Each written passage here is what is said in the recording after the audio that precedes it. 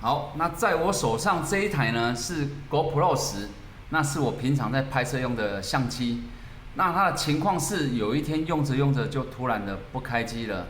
那它拍摄的效果其实也还可以，但是呢，相机我也没有修过。那我们今天一起来看看能不能修复它。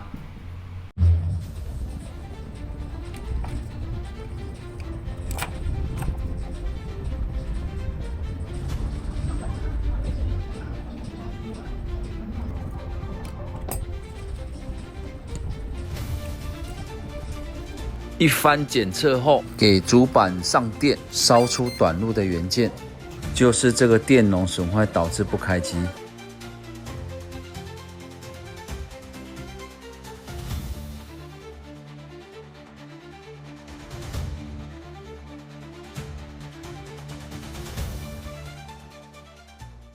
那这一台 GoPro， 那我们就修复好了。那原因就是出在主机板有一个元件损坏。那之后我们又可以继续用它来拍摄影片了。那今天的影片就拍摄到这边，看完影片你有什么想法？欢迎底下帮我们留言，谢谢。影片结束喽，想看更多影片，欢迎订阅我们。那胜哥会不定时的更新维修或搞笑的影片，那欢迎留言给我们。